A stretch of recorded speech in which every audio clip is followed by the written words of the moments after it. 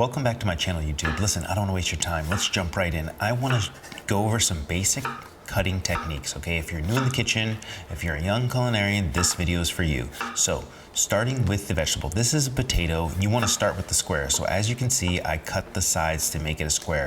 Then from here, I'm going to make the first cut that I think is really important in a restaurant is a julienne, okay? Now, we're just making little matchsticks, okay? That's what it is. Don't overcomplicate it. But there's another one more complicated. It's called a brunoise. And basically what you're going to do is you're going to take that julienne cut and you are going to make those pieces flat and you're going to run your knife through it, but you want to get perfect squares, okay? And that is a brunoise cut, or like I like to call it, a micro dice, okay? I think the next thing we're going to do is these small dice. So from here, what I do is I noticed that the potato is a little uneven, so I squared it off, and that's what you want to do. So from here, I'm making a small dice. It's really important when you're cutting vegetables or whenever you're cutting anything, make sure you're focused on the task at hand, right? This is how mistakes happen. So this is the French fry cut, also known as the baton. I'm cutting them in half. I don't know why I did this, but basically I wanted to show a French fry cut and also a potato baton. And what you want to do is make sure they're perfect like this. And that goes for big, long potatoes too. I only had one potato to demo, so obviously I made it super small, but I wanted to show the fat stack, and I wanted to show that you can make them all even and be efficient when cutting.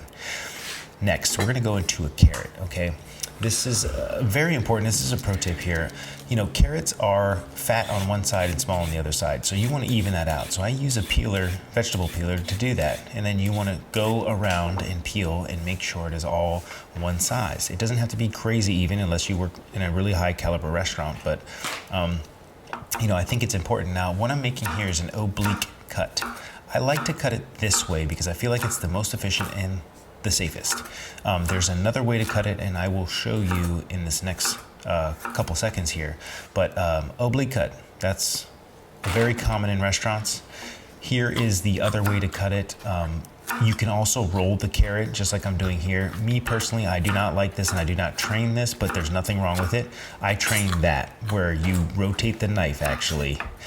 Now, next, we are going to go into a julienne for the carrot and then into another micro dice. So I'm showing these two because this is the most commonly used in restaurants. So I think what's really important is making sure you're cutting these planks into even strips, okay? That will set you up for success.